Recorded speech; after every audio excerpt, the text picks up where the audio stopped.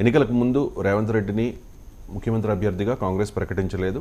గెలిచిన తర్వాత కూడా ఒక 2-3 రోజులు సస్పెన్స్ నడిచింది. ఇటువంటి పరిస్థితుల్లో కొంతమంది బీఆర్ఎస్ నాయకులు ఆరోపించారు, ఆఫ్ ద రికార్డ్ కొంతమంది కాంగ్రెస్ నాయకులు కూడా మాట్లాడారు, ఏమో ఏదైనా జరగవచ్చేమో భవిష్యత్తులో అన్నట్టుగా. కానీ రేవంత్ రెడ్డికి కాన్ఫిడెన్స్ ఏంటి సార్? 10 ఏళ్ల పాటు నేనే ఉంటాను అంటే కాంగ్రెస్ ఉంటుంది అనడంలో ఒక అర్థం ఉండొచ్చేమో, కానీ నేనే ముఖ్యమంత్రిని ఉంటాను అనడంలో ఆయనకున్న కాన్ఫిడెన్స్ ఏంటి? అంటే ఏమని చెప్పాలంటే 10 రోజులు పోతాను చెప్పాలి. అలాగే సార్, 10 ఏళ్ళు కాంగ్రెస్ అధికారంలో ఉంటుంది.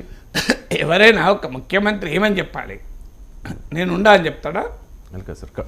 అందువల్ల బయట సార్ ఒకసారి బయట రాబోయే 10 సంవత్సరాలు నిరంతరం రోజుకు 24 గంటలు 10 ఏళ్ళు మీకోసం కొట్లాడతా, 10 ఏళ్ళు మీకోసం చేస్తా, 10 ఏళ్ళు ఈ బాధ్యతలో ఉంటా.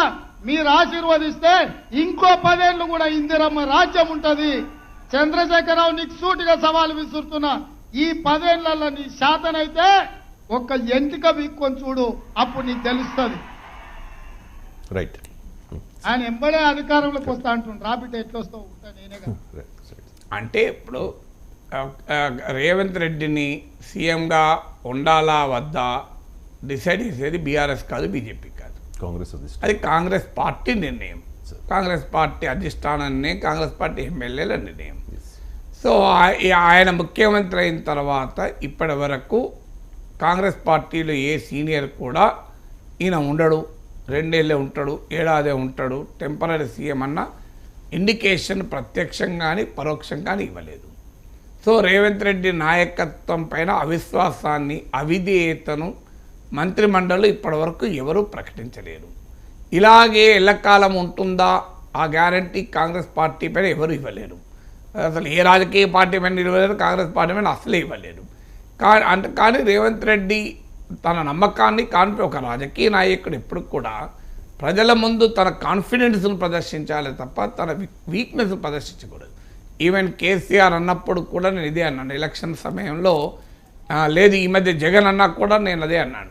సో నాకేముంది ఓడిపోతే, నాకొచ్చే నష్టం ఏంటి, నేను హాయిగా రెస్ట్ తీసుకుంటాను, ఇలాంటి మాటలు రాజకీయ నాయకులు మాట్లాడితే అది రాంగ్ మెసేజ్ వెళ్తుంది. అది మనకు అది ఒక ల్యాక్ ఆఫ్ కాన్ఫిడెన్స్ని తెలియజేస్తుంది. అంటే ప్రజల్లో సానుభూతిని రగిలించడానికి, ప్రజల్లో సెంటిమెంట్ రగిలించడానికి ఇలాంటి ఎత్తుగడలు రాజకీయ నాయకులు వేసినా అది అన్ని సందర్భాల్లోనూ అనుకూల ఫలితాలు ఇవ్వదు, కొన్నిసార్లు బుమరాంగ్ అవుతుంది అని తెలంగాణ అసెంబ్లీ ఎన్నికలకు ముందు విశ్లేషించాను. అదే జరిగింది కూడా. ఇవాళ ఆంధ్రప్రదేశ్ అసెంబ్లీ ఎన్నికలకు ముందు జగన్మోహన్ రెడ్డి వ్యాఖ్యలు చేసినప్పుడు కూడా నేను అదే విశ్లేషించాను.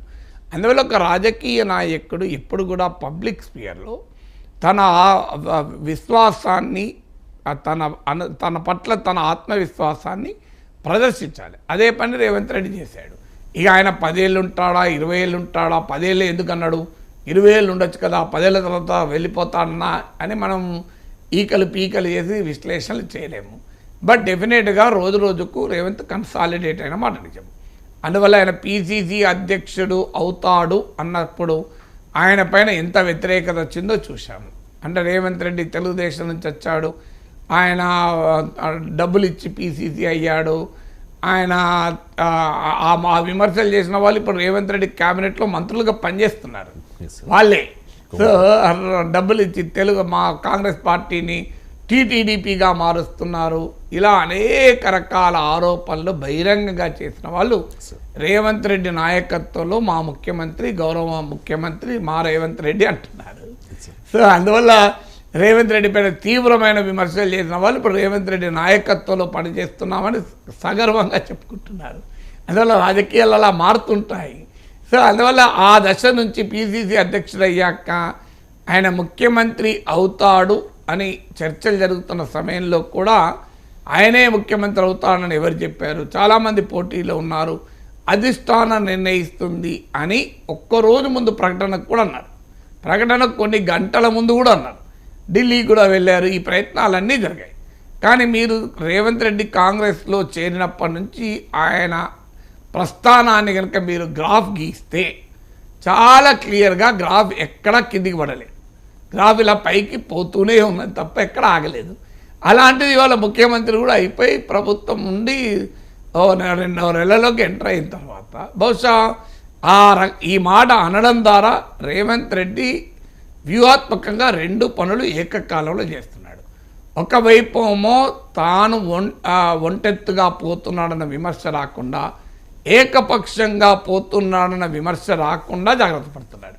అందుకే మా ఉప ముఖ్యమంత్రి బట్టి విక్రమార్క, మా మిత్రుడు బట్టి విక్రమార్క, మా మంత్రి ఉత్తమ్ కుమార్ రెడ్డి అనుమతి తీసుకొని నేను చేస్తాను అని వ్యాఖ్యానాలు చేస్తూ అందరినీ కలుపుకొని పోతున్న అనే భావనను కూడా కలగజేస్తున్నాడు.